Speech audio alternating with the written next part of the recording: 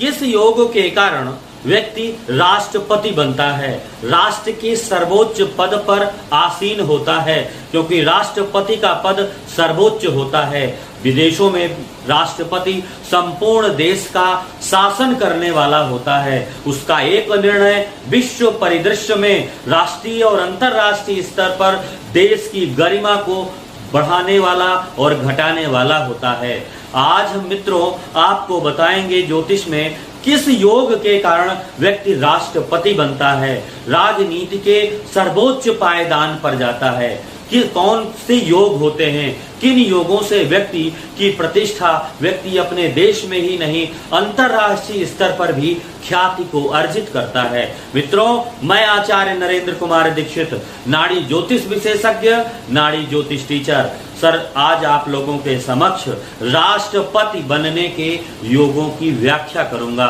सर्वप्रथम माता भगवती को प्रणाम करते हुए, परम पूज्य गुरुदेव को प्रणाम करते हुए आज की वार्ता का प्रारंभ करूंगा। मित्रों, आज हम एक ऐसे शख्सियत की कुंडली का विश्लेषण आप लोगों के समक्ष करेंगे जो अंतरराष्ट्रीय स्तर पर सबसे ज्यादा चर्चित है, जिसका एक वक्तव्य सुनने के लिए अंतरराष्ट्रीय स्तर की पूरी मीडिया, पूरा सीआईडी, सीबीआई, पूरी जितने भी इंटेलिजेंस है लगी हुई है, जिस पर संपूर्ण विश्व की निगाहें टिकी हुई हैं।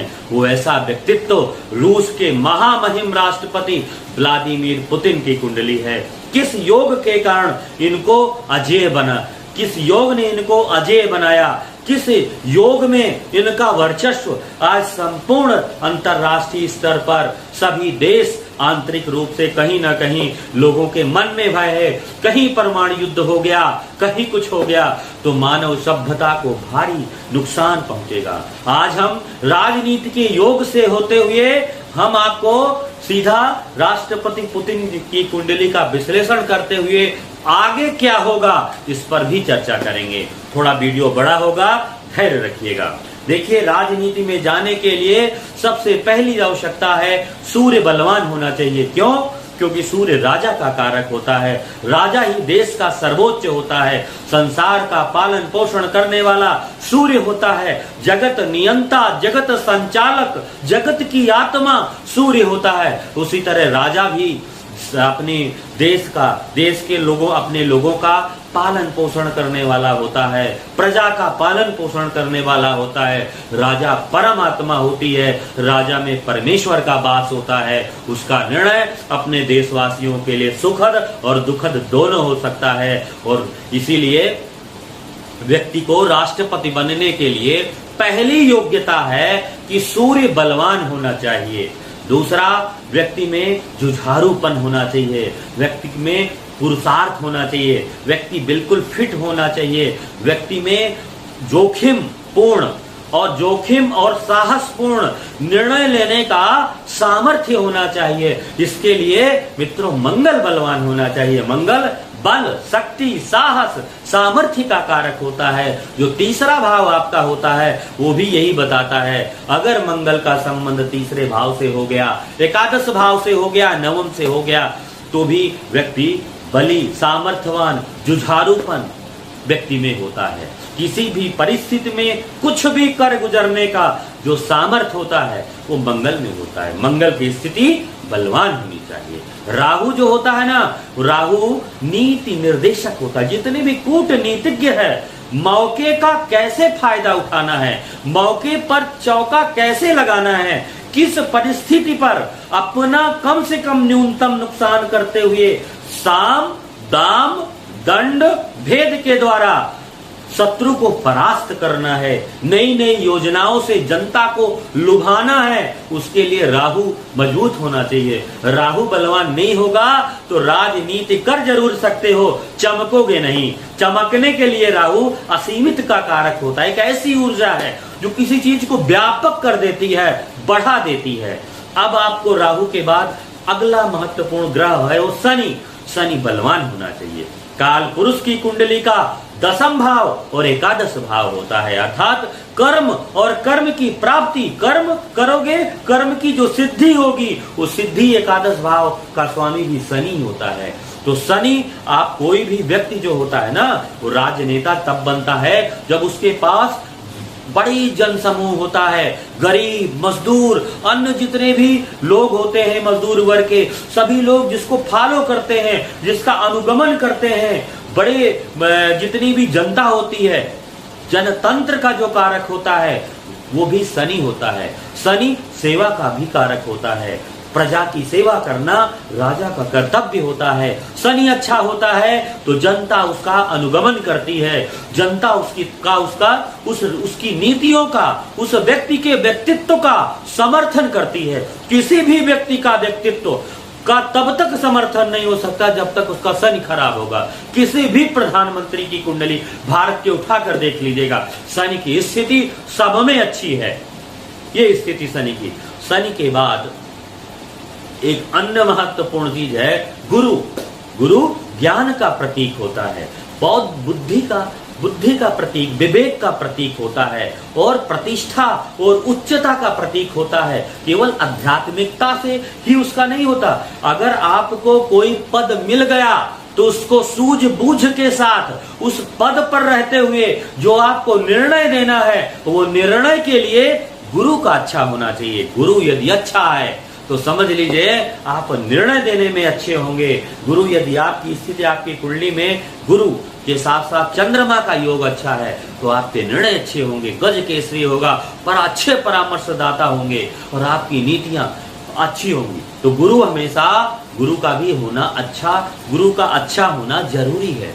अब भाव की दृष्टि से देखें, लग्न भाव व्यक्ति के व्यक्तित्व का होता है। यदि व्यक्ति का लग्नेश बलवान होता है, शुभ होता है, और बलवान शुभ होने के साथ साथ बलवान होता है शुभ और केंद्र त्रिकोण भाव में बैठा होता है, व्यक्ति का शारीरिक विकास, व्यक्ति का मानसिक विकास अच्छा होता है। जिन जिन व्यक्तियों का लग्नेश अष्टम में बैठा होगा, उनकी कुंडली देखिएगा, उनका कहीं ना कहीं मानसिक क्षेत्र, शारीरिक क्षेत्र में विकृति जरूर होगी। तो इसलिए लग्नेश जो होता है आपका, लग्नेश शारीरिक और मानसिक क्षमताओं को क्या करता है, का विकास दर्शाता है। लग्नेश का बलवान होना जरूरी। आपके कुंडली में कितने भी दुर्योग हों, देखिए मैं बुक की नहीं बता रहा हूं, आप मेरी बात को गंभीरता से सुनिए। आपके कुंडली में कितने भी बुरे योग हों, उनको थोड़ा एक तरफ रख दीजिए और दूसरी तरफ एक योग को देखिएगा जो महत्वपूर्ण है। जो कुंडली का दूसरा जो महत्वपूर्ण है कि लग्नेश यदि अच्छा है, बलवान है, कितने भी आपके बुरे योग हैं, तो आपने शारीरिक बल, बुद्धि के बल के द्वारा उन दुर्योगों का असर आप पर कम होगा। यदि आप शारीरिक रूप से पुष्ट हैं, प्रतिदिन व्यायाम भी करते हैं, सब चीजें भी आप फिट हैं, कोई बीमारी आएगी तो बीमारी से शरीर में लड़ने का, जो शरीर के अंदर जो क्षमता होगी बीमारी से लड़ने की, वो अधिक होगी। इसलिए अगर कितना भी दुर्योग हो, अगर लग्नेश अच्छा है तो व्यक्ति शिखरस्थ, उच्चस्थ हो जाता है। और लग्नेश के साथ जिस जिस ग्रह का संबंध बनता है वह ग्रह भी अपनी उच्चता और बल को प्राप्त करते हुए जीवन में को प्रकाशित कर देता है। अब आपको ज्योतिष का एक रहस्य आपको बताते हैं कि भाव पर थोड़ा चलिए। लग्न भाव के अतिरिक्त दूसरा महत्वपूर्ण भाव जनता का होता है, वो चतुर्थ भाव होता है। काल पुरुष की कुंडली में चतुर्थ भाव का कारक चंद्रमा, इसीलिए उसको प्रजा का कारक कहा गया। इसके अलावा चतुर्थ भाव का स्वामी चतुर्थेश का संबंध किसी भी तरह दशम भाव से होना चाहिए, तब व्यक्ति जननायक होता है, व्यक्ति की प्रसिद्धि होती है, व्यक्ति मान सम्मान उच्चता के साथ साथ लोगों का प्रिय होता है। चतुर्थ भाव जनता का होता है। जनता यदि वोट नहीं देगी तो आपका कोई मतलब नहीं है, आपको पद नहीं मिलेगा। तो पद मिलने के लिए, निर्वाचित होने के लिए चतुर्थ भाव का बलवान होना चाहिए। पांचवा भाव, एक नेता में वाक पटुता होती है, एक नेता में सामाजिकता होती है, एक नेता में हाजिर जवाबी होती है, एक नेता का यश होता है। जो यश है, जो हाजिर जवाबी है, जो उसकी वाक पटुता है, वो पंचम भाव से आती है। पंचमेश को भी जरूर देखना चाहिए। अब आता है दशम भाव। दशम भाव केंद्र का श्रेष्ठ भाव है, वो राज सत्ता का भाव है, प्रोफेशन का, व्यवसाय का भाव है। आप क्या व्यापार करोगे, कि नौकरी करोगे, कि राजनीति में जाओगे, कि डॉक्टर बनोगे, ये दसम भाव निश्चित करता है। दसम भाव का स्वामी निश्चित करता है। दसम भाव के स्वामी के साथ किन किन ग्रहों का संबंध है वो निश्चित करता है। काल पुरुष की कुंडली का दशमेश भी निश्चित करता है कि आपका व्यवसाय क्या होगा। दसम भाव राज दरबार है। दसम भाव श्रेष्ठता का भाव है, उच्चता का भाव है और केंद्र का सबसे बलवान भाव है। दसम भाव के स्वामी का बलवान होना जरूरी है राजनीति के सर्वोच्च पद को प्राप्त करने के लिए।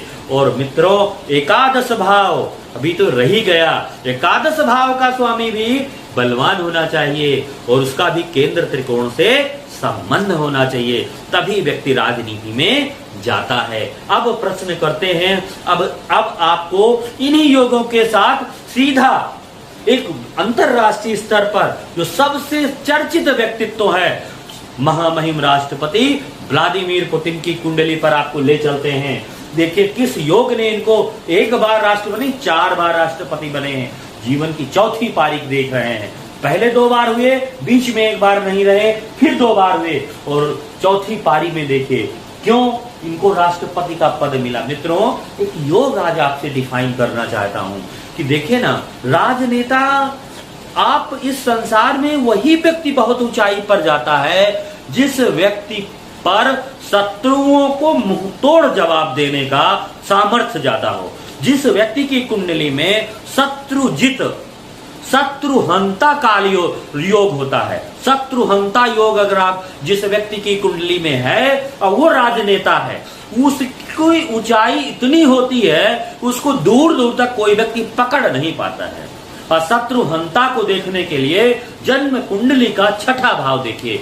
6ठे भाव का स्वामी अपने ही भाव पर बैठा हो या 6ठे भाव का स्वामी कूरक ग्रह हो, पापी ग्रह हो, 6ठे भाव के स्वामी 6ठे भाव पर क्रूर या पापी ग्रह बैठे हुए हो या 6ठे भाव पर क्रूर या पापी ग्रह की दृष्टि हो, तो व्यक्ति शत्रुजित होता है। उसका जिस प्रकार प्रकाश पर क्या होता है, शाम को अगर आप प्रकाश दीपक जला दीजिए तो पतंगा जो होता है प्रकाश पर आकर्षित होता है, उसी के चक्कर लगाता है और उसी की माया में वो विलीन हो जाता है, मृत्यु को प्राप्त कर जाता है। शत्रु आकर्षित होगा, चक्कर लगाएगा, बाद में उसी की योजनाओं में, कूटनीति में फंस करके नष्ट हो जाएगा।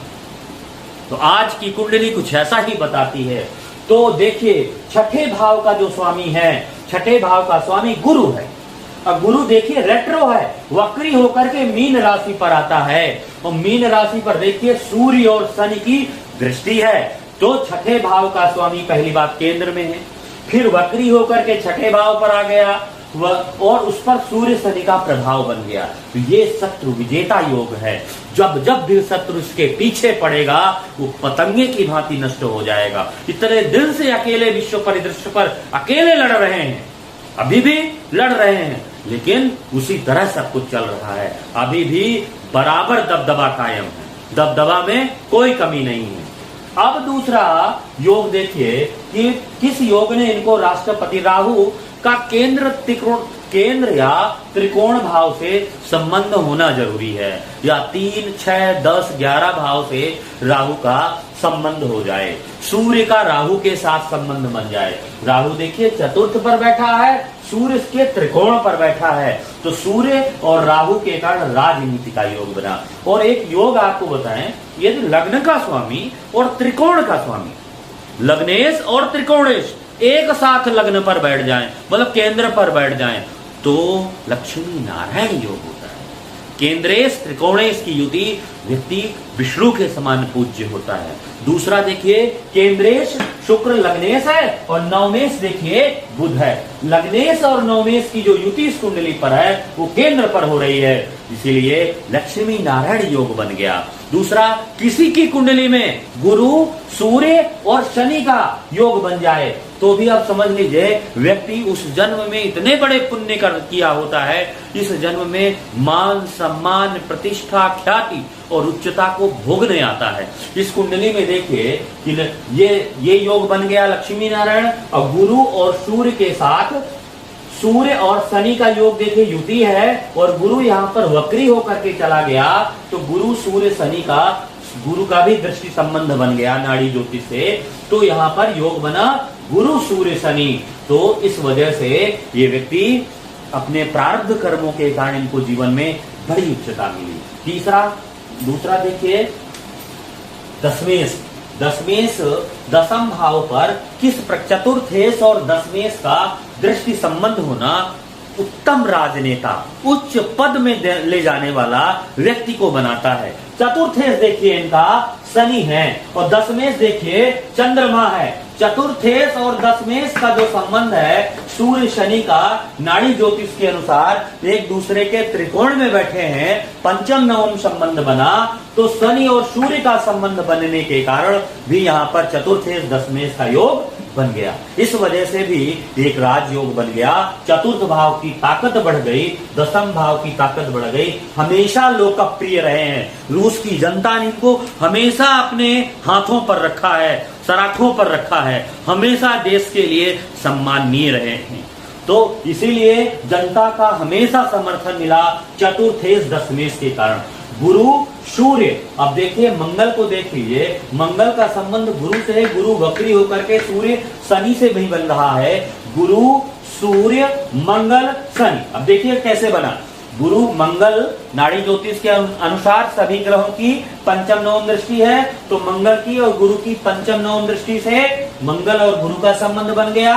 और गुरु देखिए वक्री हुआ तो उसका सूर्य शनि से संबंध हो गया। तो गुरु का संबंध मंगल सूर्य शनि से बराबर बन रहा है। सभी ग्रहों से गुरु का संबंध बन रहा है। गुरु क्या है?